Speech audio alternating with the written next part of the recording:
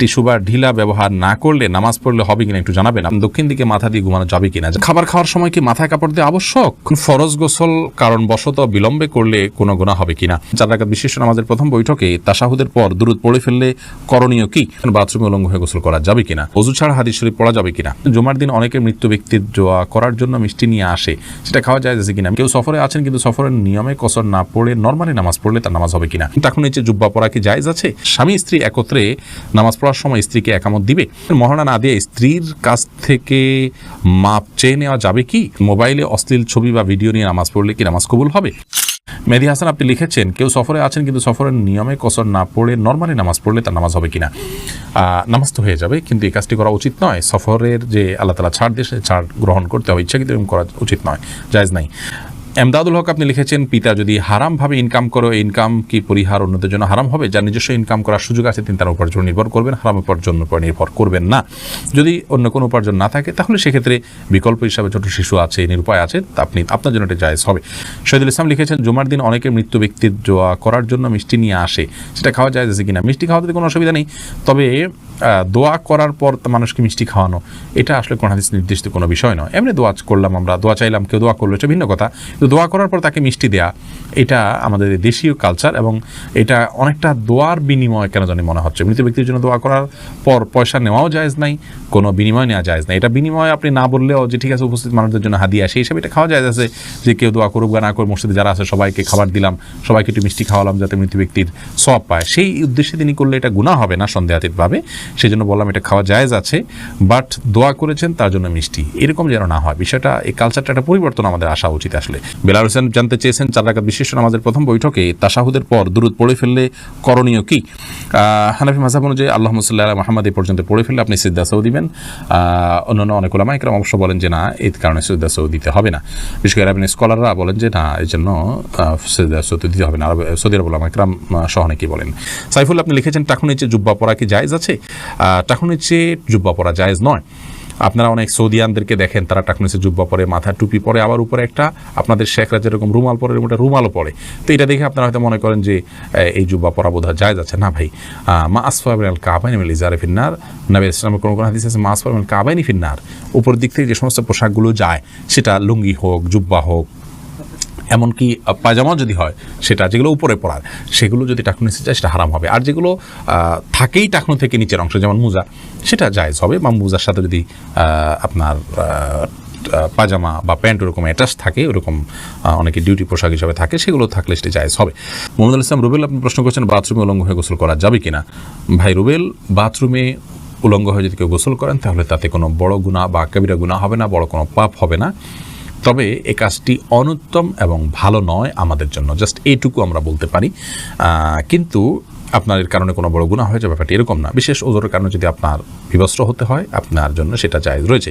এবং নয়বার রহমাহুল্লাহ সহিহ মুসলিমের সরার মধ্যে তিনি ব্যাখ্যার মধ্যে তিনি লিখেছেন যে গোসল করার সময় লুঙ্গি বা গামছা বা এই জাতীয় কোনো কিছু দিয়ে গোসল করাটা হলো উত্তম, এতে কোনো সন্দেহ নেই।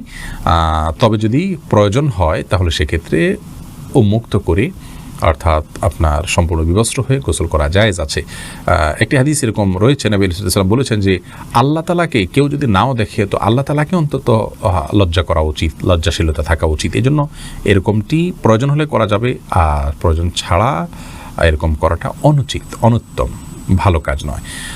প্রয়োজন হলে করা যাবে। তার আরেকটা দলিল হলো সহিহ বুখারীতে বর্ণিত হয়েছে যে আইয়ুব আলাইহিস সালাম তিনি একবার সমস্ত কাপড় চোপড় খুলে তারপর গোসল করেছেন।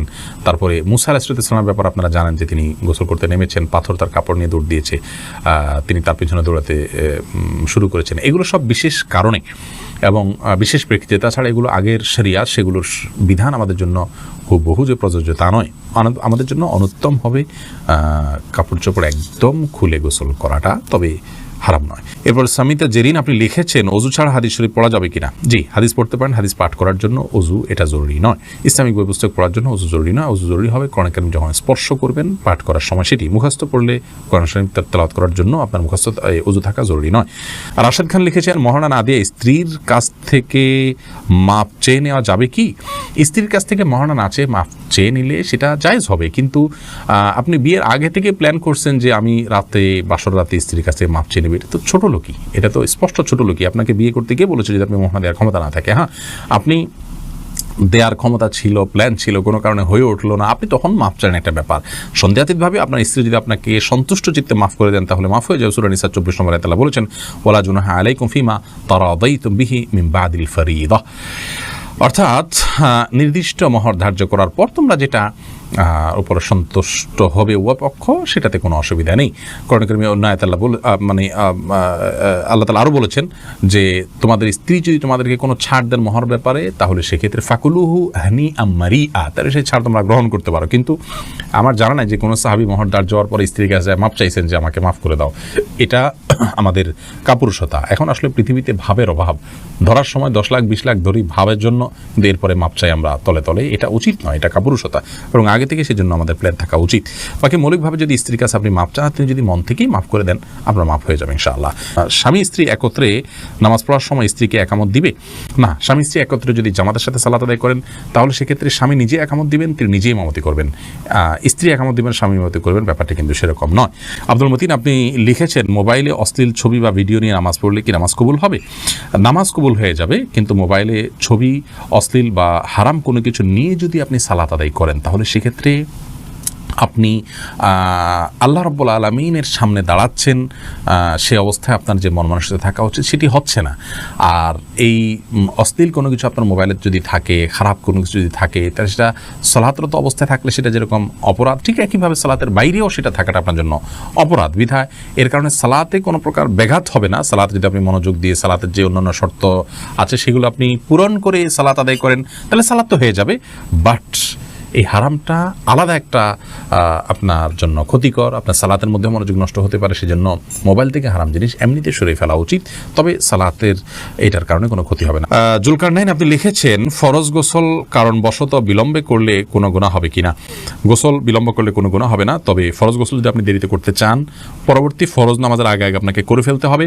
আর মাঝে যদি অন্য কাজ করতে চান, রাতে গোসল ফরজ হয়েছে, আপনি ফজর নামাজের আগ মুহূর্তে গোসল করবেন, তাহলে মাঝে অন্য কাজের জন্য, এমনকি ঘুমানোর জন্য উযু করে ঘুমানোটা হলো সুন্নাহ, নবী সাল্লাল্লাহু এটি করতেন, এটি করা ভালো। বাকি গোসল তৎক্ষণাৎ করে ফেলতে হবে এমন কোনো বাধ্যবাধকতা নেই। গোসল ফরজ গোসল না করে অন্য কাজ কাম করলে মেয়েদের উপরে অনেক রকমের প্রেশার আমাদের সমাজ থেকে আসে, তো এটা উচিত নয়। এটা ছেলে মেয়ে সবার জন্য ইসলাম জায়েজ রেখেছে, উযু করে তিনি অন্য কাজ করতে পারেন, কিন্তু যথাসম্ভব দ্রুত ফরজ গোসল করে, ফরজ যেহেতু রয়েছে দ্রুত গোসল করে ফেলতে পারে, সেটা ভালো। কিন্তু অন্য কাজ করা যাবে না এমন কোনো কথা নেই। মাহফুজ বিন জাহাঙ্গীর আপনি লিখেছেন আসরের পর থেকে মাগরিবের আগ পর্যন্ত পড়াশোনা করলে নাকি সমস্যা হয়, কথাটা সত্য না, এটা মন করা বিষয়, এমন কোনো কথা নেই। আলোর মধ্যে থেকে আপনি পড়তে পারেন। আরাফাত সানি আপনি লিখেছেন দক্ষিণ দিকে মাথা দিয়ে ঘুমানো যাবে কিনা? যাবে, কোনো অসুবিধা নেই। এরপর সাদিয়া বিনতে আজাদ লিখেছেন খাবার খাওয়ার সময় কি মাথায় কাপড় দেওয়া আবশ্যক? না বোন, খাবার খাওয়ার সময় আমরা মাথায় কাপড় দিতে বাধ্য নই, কারণ হাদিস আমাদেরকে এরকম নির্দেশ দেয় না যে ছেলে হোক মেয়ে হোক নারী হোক পুরুষ হোক খাবার সময় আমাদেরকে টুপি দিতে হবে। অনেকে দেখা যায় খেতে বসলে টুপিটা তালাশ করে, আমার টুপিটা দাও আমি খেতে বসবো। অনেকে মনে করেন মাথায় কাপড় দিয়ে তারপরে খেতে হয়, না, এমন কোনো বাধ্যবাধকতা নেই। খাওয়ার সময় আপনার মাথা খালিও থাকতে পারে, ঢেকেও আপনি খেতে পারেন, এ বিষয়ে কোনো বিশেষ নিষেধাজ্ঞা নেই। রদ্দুল মুহতারি লেখা হয়েছে যে ওয়ালা বাসা বিল আকলি মুত্তাকিয়ান ও মাকসুফার রাসি, অর্থাৎ গ্রহণযোগ্য মত অনুযায়ী উন্মুক্ত মাথায়, অর্থাৎ খালি মাথায় বসে খেতে কোনো অসুবিধা নেই। এমনি শাকিল ইসলাম লিখেছেন টিস্যু বা ঢিলা ব্যবহার না করলে নামাজ পড়লে হবে কিনা একটু জানাবেন। আপনি যদি পবিত্রতা অর্জন করেন পানি দিয়ে এবং ভালোভাবে করেন, আপনি নিশ্চিত হন যে আর পেশাব বের হয়নি, তাহলে সেক্ষেত্রে আপনার নামাজ হয়ে যাবে। আপনার পবিত্রতাটা নিশ্চিত করাটা হলো মূল বিষয়।